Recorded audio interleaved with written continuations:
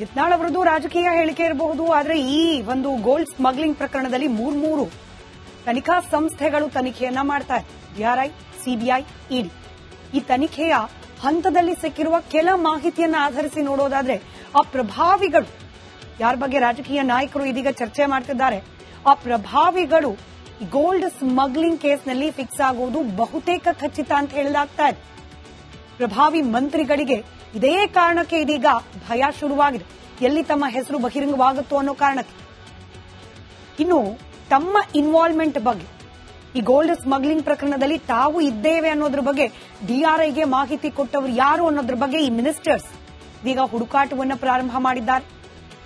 ಇಬ್ಬರು ಆ ಸಚಿವರಿಗೆ ತನಿಖೆಯ ಸಂಕಷ್ಟ ಶುರುವಾದ್ರೆ ಹೇಗೆ ಅನ್ನೋ ಭೀತಿ. ಹೀಗಾಗಿ ಡಿಆರ್ಐಗೆ ಮಾಹಿತಿಯನ್ನು ತಲುಪಿಸಿದವರು ಯಾರು ಅನ್ನೋದ್ರ ಹುಡುಕಾಟವನ್ನ ಬಹಳ ಚುರುಕಾಗಿ ಮಾಡಿಸ್ತಿದ್ದಾರೆ ಅನ್ನೋ ಮಾಹಿತಿ ಕೂಡ ಇದೆ.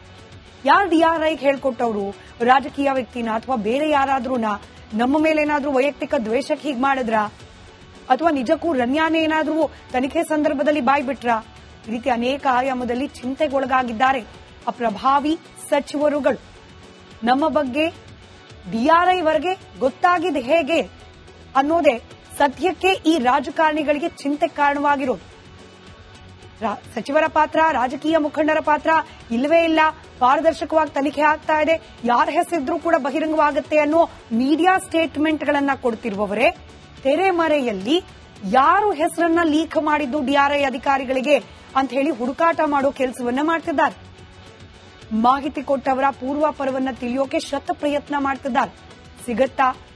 ಕೇವಲ ಡಿಆರ್ಐಗೆ ಮಾಹಿತಿ ಕೊಟ್ಟವರ ಹೆಸರು ಸಿಕ್ಬಿಟ್ರೆ ಈ ಸಚಿವರುಗಳು ಸೇಫ್ ಆಗ್ಬಿಡ್ತಾರಾ? ಸಚಿವರ ಹೆಸರುಗಳು ಬಹಿರಂಗ ಮಾಡುತ್ತಾ ಡಿಆರ್ಐನಿಂದ ಖಚಿತ ಮಾಹಿತಿ ಬರುತ್ತಾ ಸಚಿವರ ಇನ್ವಾಲ್ವ್ಮೆಂಟ್ ಬಗ್ಗೆ? ಎಲ್ಲವೂ ಕೂಡ ಇದೀಗ ಕ್ವೆಶ್ಚನ್ ಮಾರ್ಕ್ ಆಗಿ ಉಳಿದಿದೆ. ಕಾದ್ ನೋಡೋಣ. ತನಿಖೆ ಪ್ರಗತಿಯಾದಂತೆಲ್ಲ ಯಾರೆಲ್ಲರೂ ಈ ಒಂದು ಗೋಲ್ಡ್ ಸ್ಮಗ್ಲಿಂಗ್ನಲ್ಲಿ ಭಾಗಿಯಾಗಿದ್ರು ಅನ್ನೋದು ಗೊತ್ತಾಗ್ತಾ ಹೋಗುತ್ತೆ ಅಂತ ಹೇಳಿ. ಕರ್ನಾಟಕ ಪ್ರೈಮ್ ಟೈಮ್ನಲ್ಲಿ ಈಗೊಂದು ಬ್ರೇಕ್ ಆಗಿ ಯತ್ನಾಳ್ ಅವರದ್ದು ರಾಜಕೀಯ ಹೇಳಿಕೆ ಇರಬಹುದು. ಆದರೆ ಈ ಒಂದು ಗೋಲ್ಡ್ ಸ್ಮಗ್ಲಿಂಗ್ ಪ್ರಕರಣದಲ್ಲಿ ಮೂರು ತನಿಖಾ ಸಂಸ್ಥೆಗಳು ತನಿಖೆಯನ್ನ ಮಾಡ್ತಾ ಇದೆ. ಡಿಆರ್ಐ, ಸಿಬಿಐ, ಇಡಿ. ಈ ತನಿಖೆಯ ಹಂತದಲ್ಲಿ ಸಿಕ್ಕಿರುವ ಕೆಲ ಮಾಹಿತಿಯನ್ನ ಆಧರಿಸಿ ನೋಡೋದಾದ್ರೆ ಆ ಪ್ರಭಾವಿಗಳು, ಯಾರ ಬಗ್ಗೆ ರಾಜಕೀಯ ನಾಯಕರು ಇದೀಗ ಚರ್ಚೆ ಮಾಡ್ತಿದ್ದಾರೆ, ಆ ಪ್ರಭಾವಿಗಳು ಗೋಲ್ಡ್ ಸ್ಮಗ್ಲಿಂಗ್ ಕೇಸ್ನಲ್ಲಿ ಫಿಕ್ಸ್ ಆಗುವುದು ಬಹುತೇಕ ಖಚಿತ ಅಂತ ಹೇಳಲಾಗ್ತಾ ಇದೆ. ಪ್ರಭಾವಿ ಮಂತ್ರಿಗಳಿಗೆ ಇದೇ ಕಾರಣಕ್ಕೆ ಇದೀಗ ಭಯ ಶುರುವಾಗಿದೆ. ಎಲ್ಲಿ ತಮ್ಮ ಹೆಸರು ಬಹಿರಂಗವಾಗುತ್ತೋ ಅನ್ನೋ ಕಾರಣಕ್ಕೆ. ಇನ್ನು ತಮ್ಮ ಇನ್ವಾಲ್ವ್ಮೆಂಟ್ ಬಗ್ಗೆ, ಈ ಗೋಲ್ಡ್ ಸ್ಮಗ್ಲಿಂಗ್ ಪ್ರಕರಣದಲ್ಲಿ ತಾವು ಇದ್ದೇವೆ ಅನ್ನೋದ್ರ ಬಗ್ಗೆ ಡಿಆರ್ಐಗೆ ಮಾಹಿತಿ ಕೊಟ್ಟವರು ಯಾರು ಅನ್ನೋದ್ರ ಬಗ್ಗೆ ಈ ಮಿನಿಸ್ಟರ್ಸ್ ಇದೀಗ ಹುಡುಕಾಟವನ್ನು ಪ್ರಾರಂಭ ಮಾಡಿದ್ದಾರೆ. ಇಬ್ಬರು ಆ ಸಚಿವರಿಗೆ ತನಿಖೆಯ ಸಂಕಷ್ಟ ಶುರುವಾದ್ರೆ ಹೇಗೆ ಅನ್ನೋ ಭೀತಿ. ಹೀಗಾಗಿ ಡಿಆರ್ಐಗೆ ಮಾಹಿತಿಯನ್ನು ತಲುಪಿಸಿದವರು ಯಾರು ಅನ್ನೋದ್ರ ಹುಡುಕಾಟವನ್ನ ಬಹಳ ಚುರುಕಾಗಿ ಮಾಡಿಸ್ತಿದ್ದಾರೆ ಅನ್ನೋ ಮಾಹಿತಿ ಕೂಡ ಇದೆ. ಯಾರು ಡಿಆರ್ಐಗೆ ಹೇಳ್ಕೊಟ್ಟವರು? ರಾಜಕೀಯ ವ್ಯಕ್ತಿನ ಅಥವಾ ಬೇರೆ ಯಾರಾದ್ರೂನ? ನಮ್ಮ ಮೇಲೇನಾದ್ರೂ ವೈಯಕ್ತಿಕ ದ್ವೇಷಕ್ಕೆ ಹೀಗೆ ಮಾಡಿದ್ರ ಅಥವಾ ನಿಜಕ್ಕೂ ರನ್ಯಾನೇ ಏನಾದ್ರೂ ತನಿಖೆ ಸಂದರ್ಭದಲ್ಲಿ ಬಾಯ್ ಬಿಟ್ರ? ಈ ರೀತಿ ಅನೇಕ ಆಯಾಮದಲ್ಲಿ ಚಿಂತೆಗೊಳಗಾಗಿದ್ದಾರೆ ಆ ಪ್ರಭಾವಿ ಸಚಿವರುಗಳು. ನಮ್ಮ ಬಗ್ಗೆ ಡಿಆರ್ಐ ವರೆಗೆ ಗೊತ್ತಾಗಿದ್ದು ಹೇಗೆ ಅನ್ನೋದೇ ಸದ್ಯಕ್ಕೆ ಈ ರಾಜಕಾರಣಿಗಳಿಗೆ ಚಿಂತೆ ಕಾರಣವಾಗಿರೋದು. ಸಚಿವರ ಪಾತ್ರ, ರಾಜಕೀಯ ಮುಖಂಡರ ಪಾತ್ರ ಇಲ್ಲವೇ ಇಲ್ಲ. ಪಾರದರ್ಶಕವಾಗಿ ತನಿಖೆ ಆಗ್ತಾ ಇದೆ, ಯಾರ ಹೆಸರಿದ್ರೂ ಕೂಡ ಬಹಿರಂಗವಾಗುತ್ತೆ ಅನ್ನೋ ಮೀಡಿಯಾ ಸ್ಟೇಟ್ಮೆಂಟ್ಗಳನ್ನ ಕೊಡ್ತಿರುವವರೇ ತೆರೆಮರೆಯಲ್ಲಿ ಯಾರು ಹೆಸರನ್ನ ಲೀಕ್ ಮಾಡಿದ್ದು ಡಿಆರ್ಐ ಅಧಿಕಾರಿಗಳಿಗೆ ಅಂತ ಹೇಳಿ ಹುಡುಕಾಟ ಮಾಡೋ ಕೆಲಸವನ್ನ ಮಾಡ್ತಿದ್ದಾರೆ.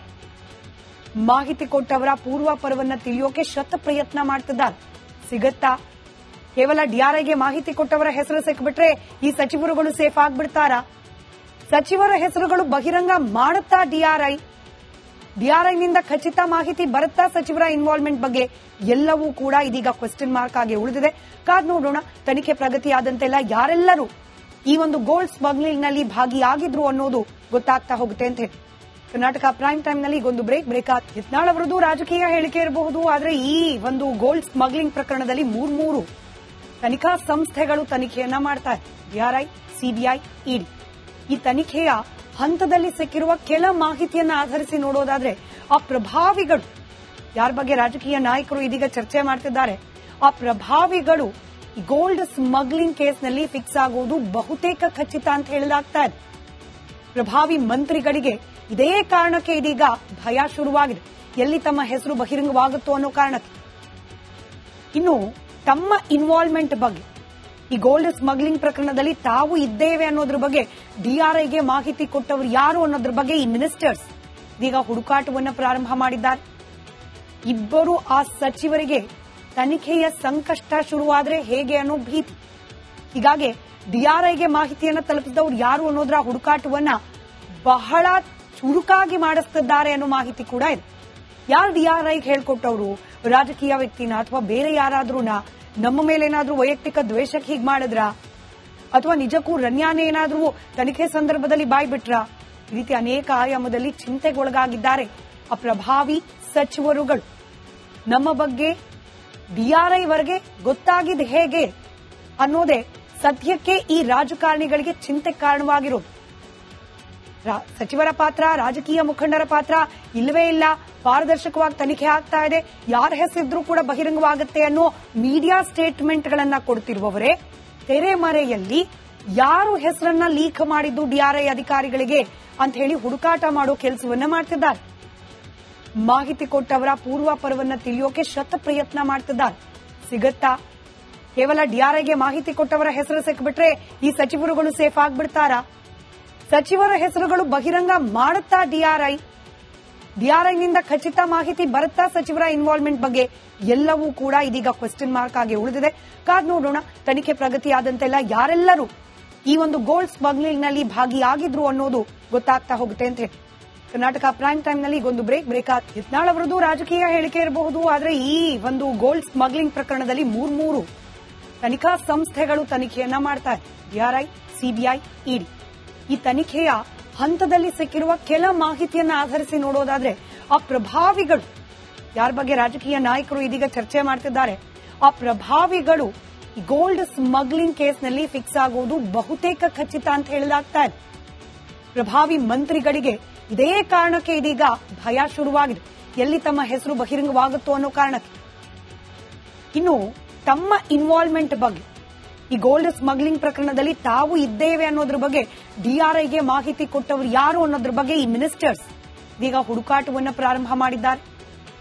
ಇಬ್ಬರು ಆ ಸಚಿವರಿಗೆ ತನಿಖೆಯ ಸಂಕಷ್ಟ ಶುರುವಾದ್ರೆ ಹೇಗೆ ಅನ್ನೋ ಭೀತಿ. ಹೀಗಾಗಿ ಡಿಆರ್ಐಗೆ ಮಾಹಿತಿಯನ್ನು ತಲುಪಿಸಿದವರು ಯಾರು ಅನ್ನೋದ್ರ ಹುಡುಕಾಟವನ್ನ ಬಹಳ ಚುರುಕಾಗಿ ಮಾಡಿಸ್ತಿದ್ದಾರೆ ಅನ್ನೋ ಮಾಹಿತಿ ಕೂಡ ಇದೆ. ಯಾರು ಡಿಆರ್ಐಗೆ ಹೇಳ್ಕೊಟ್ಟವರು? ರಾಜಕೀಯ ವ್ಯಕ್ತಿನ ಅಥವಾ ಬೇರೆ ಯಾರಾದ್ರೂನ? ನಮ್ಮ ಮೇಲೇನಾದ್ರೂ ವೈಯಕ್ತಿಕ ದ್ವೇಷಕ್ಕೆ ಹೀಗೆ ಮಾಡಿದ್ರ ಅಥವಾ ನಿಜಕ್ಕೂ ರನ್ಯಾನೇ ಏನಾದ್ರೂ ತನಿಖೆ ಸಂದರ್ಭದಲ್ಲಿ ಬಾಯ್ ಬಿಟ್ರ? ಈ ರೀತಿ ಅನೇಕ ಆಯಾಮದಲ್ಲಿ ಚಿಂತೆಗೊಳಗಾಗಿದ್ದಾರೆ ಆ ಪ್ರಭಾವಿ ಸಚಿವರುಗಳು. ನಮ್ಮ ಬಗ್ಗೆ ಡಿಆರ್ಐ ವರೆಗೆ ಗೊತ್ತಾಗಿದ್ದು ಹೇಗೆ ಅನ್ನೋದೇ ಸದ್ಯಕ್ಕೆ ಈ ರಾಜಕಾರಣಿಗಳಿಗೆ ಚಿಂತೆ ಕಾರಣವಾಗಿರೋದು. ಸಚಿವರ ಪಾತ್ರ, ರಾಜಕೀಯ ಮುಖಂಡರ ಪಾತ್ರ ಇಲ್ಲವೇ ಇಲ್ಲ, ಪಾರದರ್ಶಕವಾಗಿ ತನಿಖೆ ಆಗ್ತಾ ಇದೆ, ಯಾರ ಹೆಸರಿದ್ರೂ ಕೂಡ ಬಹಿರಂಗವಾಗುತ್ತೆ ಅನ್ನೋ ಮೀಡಿಯಾ ಸ್ಟೇಟ್ಮೆಂಟ್ಗಳನ್ನ ಕೊಡ್ತಿರುವವರೇ ತೆರೆಮರೆಯಲ್ಲಿ ಯಾರು ಹೆಸರನ್ನ ಲೀಕ್ ಮಾಡಿದ್ದು ಡಿಆರ್ಐ ಅಧಿಕಾರಿಗಳಿಗೆ ಅಂತ ಹೇಳಿ ಹುಡುಕಾಟ ಮಾಡೋ ಕೆಲಸವನ್ನ ಮಾಡ್ತಿದ್ದಾರೆ. ಮಾಹಿತಿ ಕೊಟ್ಟವರ ಪೂರ್ವಾಪರವನ್ನ ತಿಳಿಯೋಕೆ ಶತ ಪ್ರಯತ್ನ ಮಾಡ್ತಿದ್ದಾರೆ. ಸಿಗತ್ತಾ? ಕೇವಲ ಡಿಆರ್ಐಗೆ ಮಾಹಿತಿ ಕೊಟ್ಟವರ ಹೆಸರು ಸಿಕ್ಬಿಟ್ರೆ ಈ ಸಚಿವರುಗಳು ಸೇಫ್ ಆಗ್ಬಿಡ್ತಾರಾ? ಸಚಿವರ ಹೆಸರುಗಳು ಬಹಿರಂಗ ಮಾಡುತ್ತಾ ಡಿಆರ್ಐನಿಂದ ಖಚಿತ ಮಾಹಿತಿ ಬರುತ್ತಾ ಸಚಿವರ ಇನ್ವಾಲ್ವ್ಮೆಂಟ್ ಬಗ್ಗೆ? ಎಲ್ಲವೂ ಕೂಡ ಇದೀಗ ಕ್ವೆಶ್ಚನ್ ಮಾರ್ಕ್ ಆಗಿ ಉಳಿದಿದೆ. ಕಾದ್ ನೋಡೋಣ. ತನಿಖೆ ಪ್ರಗತಿಯಾದಂತೆಲ್ಲ ಯಾರೆಲ್ಲರೂ ಈ ಒಂದು ಗೋಲ್ಡ್ ಸ್ಮಗ್ಲಿಂಗ್ ನಲ್ಲಿ ಭಾಗಿಯಾಗಿದ್ರು ಅನ್ನೋದು ಗೊತ್ತಾಗ್ತಾ ಹೋಗುತ್ತೆ ಅಂತ ಹೇಳಿ ಕರ್ನಾಟಕ ಪ್ರೈಮ್ ಟೈಮ್ ನಲ್ಲಿ ಒಂದು ಬ್ರೇಕ್